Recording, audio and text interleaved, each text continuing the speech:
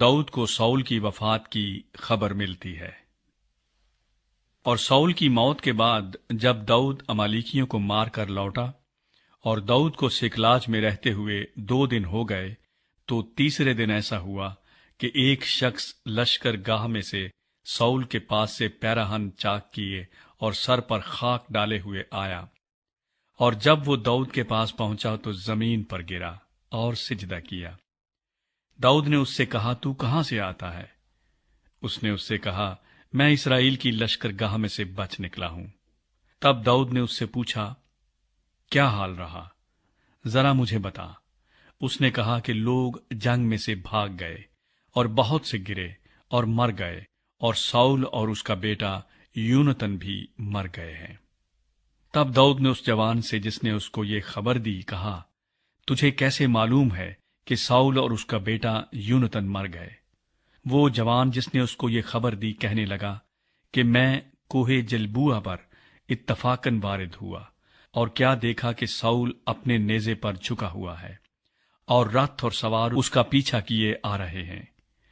اور جب اس نے اپنے پیچھے نگاہ کی تو مجھ کو دیکھا اور مجھے پکارا۔ میں نے جواب دیا، میں حاضر ہوں۔ اس نے مجھے کہا، تو کون ہے؟ میں نے اسے جواب دیا، میں امالیکی ہوں۔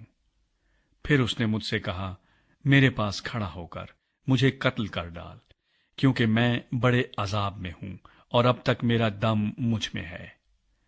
تب میں نے اس کے پاس کھڑے ہو کر اسے قتل کیا، کیونکہ مجھے یقین تھا کہ اب جو وہ گرا ہے تو بچے گا نہیں، اور میں اس کے سر کا تاج اور بازو پر کا کنگن لے کر ان کو اپنے خداوند کے پاس لایا ہوں۔ تب داؤد نے اپنے کپڑوں کو پکڑ کر ان کو پھاڑ ڈالا، اور اس کے ساتھ کے سب آدمیوں نے بھی ایسا ہی کیا۔ اور وہ ساؤل اور اس کے بیٹے یونتن اور خداوند کے لوگوں اور اسرائیل کے گھرانے کے لیے نوحہ کرنے اور رونے لگے، اور شام تک روزہ رکھا، اس لیے کہ وہ تلوار سے مارے گئے تھے۔ پھر داؤد نے اس جوان سے جو یہ خبر لایا تھا پوچھا کہ تو کہاں کا ہے؟ اس نے کہا، میں ایک پردیسی کا بیٹا اور امالیکی ہوں۔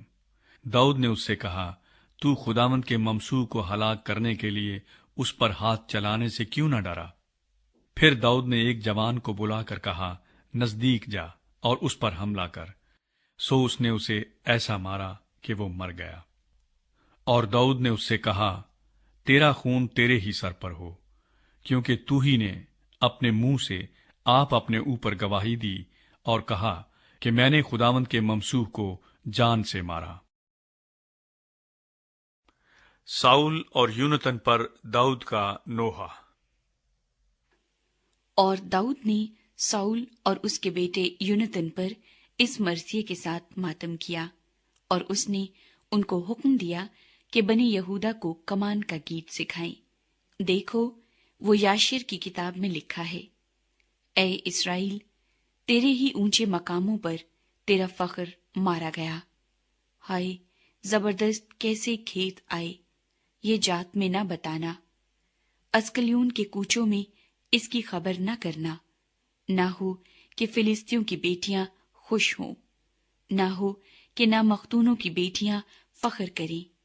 اے جلبوع کے پہاڑوں، تم پر نہ اوس پڑے اور نہ بارش ہو، اور نہ ہدیے کی چیزوں کے کھیت ہوں، کیونکہ وہاں زبردستوں کی سپر بری طرح سے پھینک دی گئی، یعنی ساؤل کی سپر جس پر تیل نہیں لگایا گیا تھا۔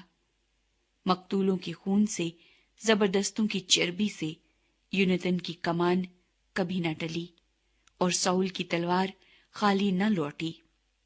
ساؤل اور یونتن اپنے جیتے جی عزیز اور دل پسند تھے، اور اپنی موت کے وقت الگ نہ ہوئے۔ وہ عقابوں سے تیز اور شیر ببروں سے زور آور تھے۔ اے اسرائیل کی بیٹیوں، ساؤل پر رو، جس نے تم کو نفیس نفیس ارغوانی لباس پہنائے اور سونے کے زیوروں سے تمہاری پوشاک کو آراستہ کیا۔ ہائے، لڑائی میں زبردست کیسے کھیت آئے، یونتن تیرے اونچے مقاموں پر قتل ہوا۔ اے میرے بھائی یونتن، مجھے تیرا غم ہے، تو مجھ کو بہت ہی مرغوب تھا، تیری محبت میرے لیے عجیب تھی، عورتوں کی محبت سے بھی زیادہ۔ ہائے زبردست کیسے کھیت آئے اور جنگ کے ہتھیار نابود ہو گئے۔